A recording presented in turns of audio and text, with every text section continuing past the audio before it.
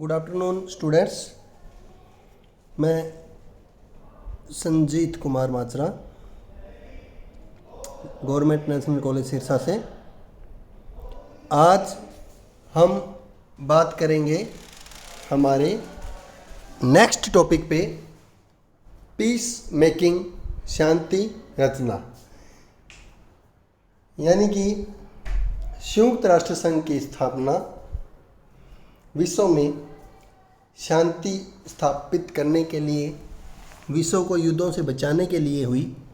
और उस संदर्भ में किस प्रकार से शांति स्थापित करने के लिए संयुक्त राष्ट्र संघ में व्यवस्था की गई, उसके ऊपर बात करेंगे। जैसा कि हम सभी को पता है कि संयुक्त राष्ट्र संघ की स्थापना से पहले प्रथम विश्व युद्ध और द्वितीय विश्व युद्ध की एक विभीषिका थी, जिसने मानव सभ्यता को एक प्रकार से विनाश के कगार पर ला दिया। ना सिर्फ विश्व युद्ध हुए, बल्कि अक्षत्रीय युद्ध भी, भारत पाकिस्तान युद्ध हुए 1965, 1972, 71, भारत चीन युद्ध 1962, ईरान इराक युद्ध, इराक अमेरिका युद्ध हुए।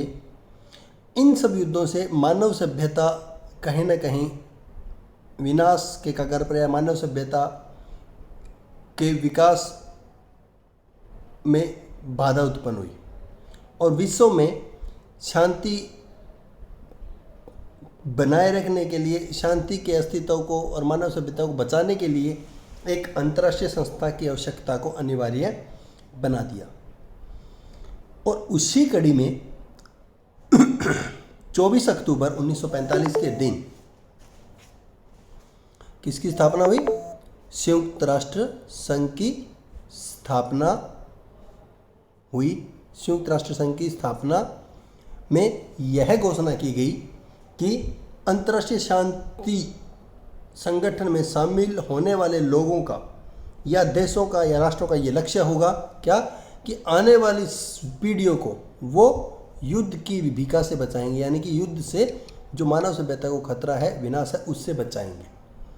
और इसी दिशा में संयुक्त राष्ट्र संघ के अंदर एक व्यवस्था की गई, Pacific settlement of international disputes, कि संयुक्त राष्ट्र संघ में अंतर्राष्ट्रीय झगड़ों या विवादों के शांतिपूर्ण समाधान को लेकर के एक व्यवस्था की गई, जिसे हम पीस मेकिंग, शांति रचना भी कहते हैं। अंतर्राष्ट्रीय विवादों के शांतिपूर्ण समाधान ये भी कहा जाता है।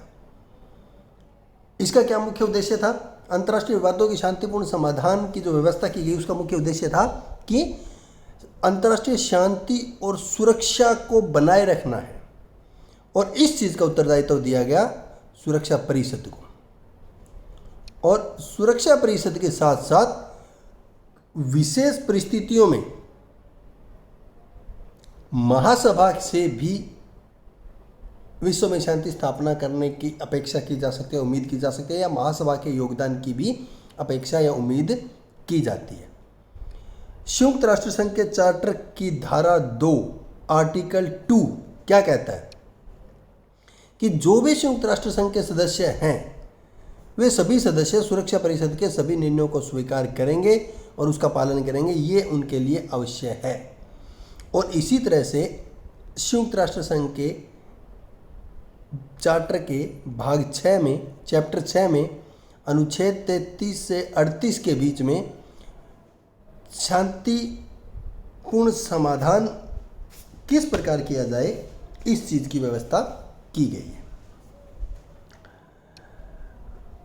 जैसे कि अंतर्राष्ट्रीय स्तर पर किसी भी प्रकार के विवाद होते हैं, उन विवादों को, उन मतभेदों को दूर करने के 2 तरीके अपनाए जाते हैं। एक, तर्क के द्वारा कि विवाद सही है या गलत, ये सिद्ध करना। और दूसरा, शक्ति का प्रयोग करके, बल का प्रयोग करके। क्योंकि मानव की विशेषता है कि वो तर्क के द्वारा विवाद को समाधान कर सकता है। लेकिन जब दूसरी विशेषता क्या है, पशुओं की है कि बल या शक्ति के द्वारा विवाद को समाधान करना। लेकिन हमें ये जो दूसरी विशेषता है इसका सहारा केवल उसी समय लेना चाहिए जब प्रथम का प्रयोग असफल हो जाए या सफल न हो पाए। ये स्टेटमेंट दी थी सीसरो ने। यानी कि मतभेद दूर करने की दो विधियां, एक को तर्क द्वारा और दूसरी बल द्वारा मतभेद को दूर किया जा सकता है। पहली विशेषता मानव की है, दूसरी विशेषता पशुओं की है। लेकिन हमें दूसरी विशेषता का केवल तभी सहारा लेना चाहिए जब पहली के आधार पर मतभेद को दूर करना संभव न हो। इसी उद्देश्य के तहत संयुक्त राष्ट्र संघ का मुख्य उद्देश्य रखा गया शांति की सुरक्षा और स्थापना करना। ठीक है। उसके बाद आता है कि संयुक्त राष्ट्र संघ के चैप्टर 6 में अनुच्छेद 33 में क्या कहा गया है।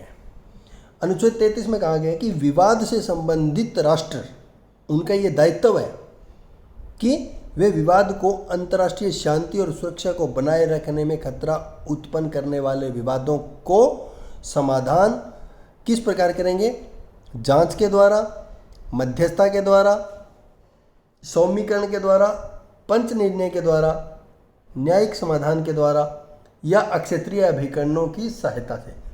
यानी कि विवाद से संबंधित पक्षकार अंतर्राष्ट्रीय शांति और सुरक्षा को बनाए रखने में खतरा उत्पन्न होने पर अपने विवादों का समाधान शांतिपूर्ण तरीके से करेंगे। वो तरीके कौन से हो सकते हैं, वो जांच, विवाद की जांच के द्वारा, मध्यस्थता के द्वारा, पंच निर्णय के द्वारा, न्यायिक समाधान के द्वारा, अक्षेत्रीय अभिकरणों से सहयोग प्राप्त करके किसी भी रूप में हो सकते हैं। मुख्य रूप से जो विवाद है वो 3 कैटेगरी में होते हैं। पहली कैटेगरी क्या है, तथ्यमूलक विवाद। कौन से विवाद, ऐसे झगड़े, ऐसे विवाद करने वाले देश एक दूसरे पर अनुचित कार्रवाई करने का दोष लगाते हैं। मतलब बिना किसी काम के एक दूसरे पर, मतलब किसी ने युद्ध कर दिया या युद्ध विराम की उल्लंघन कर दिया या किसी पर आक्रमण कर दिया, इस प्रकार के दोष लगाते हैं। जैसे 1960 में सोवियत संघ और अमेरिका में RB-47 विमान को मार गिराना तथ्यमूलक विवाद था। दूसरा, बौद्धिक विवाद। बौद्धिक विवाद कौन से होते हैं, इस प्रकार के झगड़ों में कानूनी पक्ष होता है और कानूनी अधिकार और क्वेश्चंस पर्सन होते हैं। यानी कि कानूनी विवाद, कानूनी उलझने होती हैं, उनको बौद्धिक विवाद कहा जाता है। और नीति संबंधी विवाद, नीति संबंधी विवाद या झगड़े ऐसे होते हैं जो लॉन्ग टर्म विवाद चलते हैं। वो किन्हीं आपस में नीतियों का, सिद्धांतों का, पॉलिसीज़ का, उन चीज़ों का टकराव होता है और इस प्रकार के विवाद लंबे समय तक चलते हैं। इस प्रकार के विवादों को नीति संबंधी विवाद कहा जाता है। तो ये जो उपरोक्त विवाद है, इन विवादों में सबसे कठिन और सबसे जटिल विवाद कौन से होते हैं, नीति संबंधी विवाद होते हैं, जो लंबे समय तक चलते हैं। और इन्हीं के संबंध में प्लानो तथा रिक्स ने भी कहा है कि झगड़े 5 प्रकार के हो सकते हैं। दुनिया के देशों में झगड़े 5 प्रकार के हो सकते हैं। उन देशों में किसी सीमा को लेकर के, किसी एरिया और क्षेत्र को लेकर के विवाद हो सकता है। शीत युद्ध के संबंध में, यानी कि युद्ध के जैसा माहौल हो सकता है, एक दूसरे के ऊपर प्रेशर की, दबाव की राजनीति कर सकते हैं। स्वाधीनता का विवाद हो सकता है, किसी देश के घरेलू झगड़े आंतरिक मामले हो सकते हैं, या किसी देश के आपसी झगड़ों में किसी तीसरे देश के हस्तक्षेप करने संबंधी झगड़े हो सकते हैं। और इन्हीं 5 प्रकार के विवाद अंतर्राष्ट्रीय विवादों में आते हैं और इसी प्रकार के विवादों को समाधान शांतिपूर्ण तरीके से किए जा सकते हैं। तो किस प्रकार से शांतिपूर्ण तरीके से समाधान किया जा सकता है, उसमें हो सकता है वार्ता के माध्यम से, जांच के माध्यम से, मध्यस्थता के माध्यम से, समझौते के माध्यम से, न्यायिक निर्णय के माध्यम से। ये वो विभिन्न तरीके हैं जिनके द्वारा विभिन्न देशों के विवाद शांतिपूर्ण तरीके से सुलझाए जा सकते हैं। जैसे पहला है वार्ता।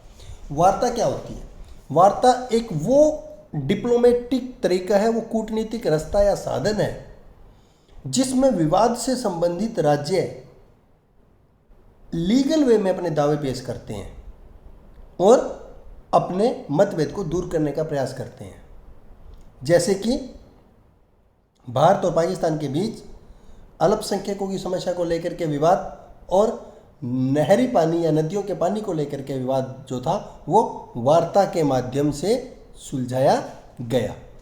इसमें विवाद कैसे सुलझाए जा सकते हैं, क्या तरीके हो सकते हैं? नंबर 1, जब एक पक्ष अपना दावा दूसरे पक्ष द्वारा स्वीकार कर लिया जाता है तो विवाद समाप्त हो जाता है। यानी कि एक पक्ष कोई दावा करता है, उसका वो दावा कोई दूसरा पक्ष स्वीकार कर लेता है तो विवाद समाप्त हो जाता है।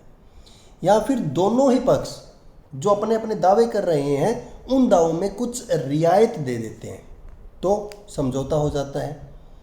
या फिर कोई एक पक्ष अंतर्राष्ट्रीय शांति और सुरक्षा को ध्यान में रखते हुए, उन हितों को ध्यान में रखते हुए अपने दावे को छोड़ देता है तो विवादों का समाधान हो जाता है।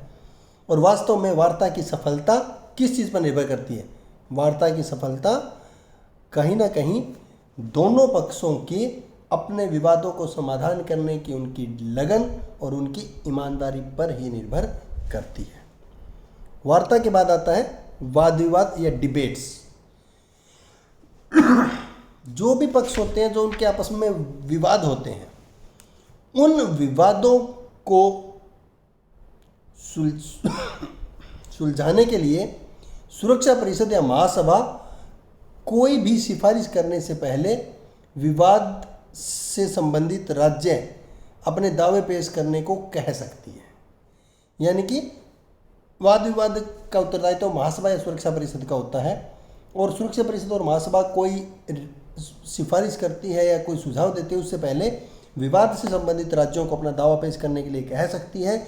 वे दावे लिखित भी हो सकते हैं, वे दावे मौखिक भी हो सकते हैं और उन राज्यों को एक ऐसा प्लेटफॉर्म, एक ऐसा मंच प्रदान करती है जिस प्लेटफॉर्म पर वे राज्य स्वतंत्रता पूर्वक अपने गिले शिकवे एक दूसरे के सामने रखते हैं, अपने गिले शिकवे एक दूसरे के सामने प्रेजेंट करते हैं और एक द्विपक्षीय माहौल, दो देशों की आपसी वार्ता का माहौल बनता है और दो द्विपक्षीय माहौल और डिप्लोमेसी के माध्यम से इस स्टेज में, ऐसी सिचुएशन में पहुंचने का प्रयास किया जाता है जहां से उनके विवादों का समाधान हो सके या समाधान समझौती संबंधी कोई समझौता उनके विवादों के संबंध में हो सके। तो वाद विवाद एक प्रकार से, एक तरह से द्विपक्षीय डिप्लोमेटिक माहौल तैयार किया जाता है विवाद से संबंधित राष्ट्रों के बीच में सुरक्षा परिषद और महासभा के ओर से। अगला तरीका क्या है? सत्य सेवा या गुड ऑफिसेस। सत्य सेवा या गुड ऑफिसेस क्या होता है कि एक तीसरा मित्र देश, तीसरा मित्र राज्य दो विवाद वाले राष्ट्रों के बीच में मध्यस्थता करवाता है और मध्यस्थता करवा के उनके मतभेदों को दूर करने में सहायता करने का प्रयास करता है। वो अपने प्रभाव द्वारा, अपनी शक्ति द्वारा उन राज्यों को आपस में बातचीत करने के लिए, समझौता करने के लिए तैयार करने का प्रयास करता है।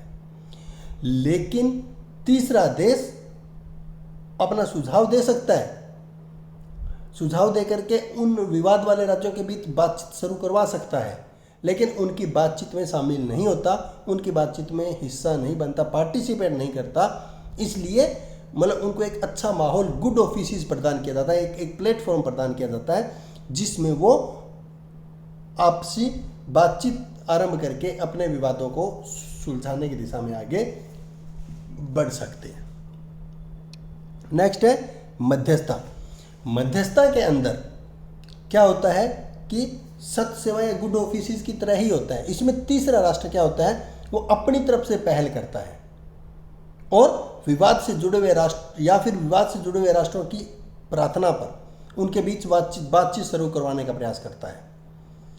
जो तीसरा राज्य है वो सुझाव दे सकता है लेकिन उसके सुझाव बाध्यकारी प्रभाव नहीं रखते, यानी कि विवाद से संबंधित राज्य उन्हें स्वीकार करें या अस्वीकार करें या उनको बदल दें, ये इस चीज़ के लिए वो स्वतंत्र होते हैं। लेकिन सत्य सेवा और मध्यस्थता में अंतर क्या है? उसमें अंतर ये है कि किसी भी प्रकार के व्यवहार को या अंतर्राष्ट्रीय संधियों में मतलब ये सत्य सेवा या मध्यस्थता अंतर नहीं आता। ज़्यादातर जगह पर सत्य सेवा या मध्यस्थता में बहुत कम अंतर है या लगभग एक समान समझा जाता है। लेकिन एक बेसिक अंतर ये है कि मध्यस्थता के दौरान किन्हीं दो देशों के झगड़ों को शांत करवाने वाला तीसरा राष्ट्र उनके शांतिपूर्ण समाधान के लिए विचार विमर्श में भाग ले सकता है, उनकी बातचीत में भाग ले सकता है, जबकि सत्य सेवा में उनकी मध्यस्थता करते हुए उनकी बातचीत का हिस्सा वो नहीं बन सकता। That's a difference. उसके बाद है कोइलिएशन, कंसीलिएशन या मेल मिलाप। मेल मिलाप या कंसीलिएशन क्या होता है? इसमें जो थर्ड पक्ष होता है, जो तीसरा पक्ष होता है, वो दो या दो से अधिक राज्यों के विवाद को शांतिपूर्ण तरीके से हल करने के लिए प्रयास करता है। इस प्रकार के मेल मिलाप के तरीकों को अपनाया जाता है। इस मेल मिलाप के तरीके से क्या करता है कि विभिन्न कमेटियां बनाई जाती है, विभिन्न आयोग बनाए जाते हैं, उनके माध्यम से जो विवाद से संबंधित मुद्दे होते हैं, जो फैक्ट होते हैं, उनकी जांच की जाती है। जांच करके और मध्यस्थ का डिसाइड किया जाता है और उस मध्यस्थ के माध्यम से उनके समाधान के प्रस्ताव प्रस्तुत किए जाते हैं और प्रस्ताव की स्वीकृति दोनों पक्षों की, विवाद से संबंधित राष्ट्रों की या पक्षों की इच्छा पर निर्भर करते हैं कि वो उस प्रस्ताव को स्वीकार करेंगे या नहीं करेंगे। ऊपर जो विवरण दिया गया है उस विवरण से एक बात हम कह सकते हैं कि जो मेल मिलाप है उसमें तीनों ही चीज़ शामिल होती है। एक जांच, दो मध्यस्थता और तीन विवाद से निपटाने के लिए प्रस्ताव का मेल होता है। यानी कि मेल मिलाप में तीनों चीज़ें शामिल होती हैं और तीनों के सहयोग से विवाद को समाधान करने का जो प्रयास करते हैं उसे मेल मिलाप कहा जाता है। मेल मिलाप और मध्यस्थता में अंतर क्या है? मेल मिलाप और मध्यस्थता में अंतर क्या है कि दोनों पक्ष अपना विवाद किसी अन्य पक्ष के लिए सोचते हैं और जिसमें वे तथ्यों की निष्पक्ष जांच करने के बाद समस्या का हल प्रेजेंट करते हैं, समस्या के हल का प्रस्ताव रखते हैं और इसमें पहल करने वाला पक्ष विवाद के से संबंधित राज्य होता है और मध्यस्थता करने वाला तीसरा राज्य होता है। Thank you.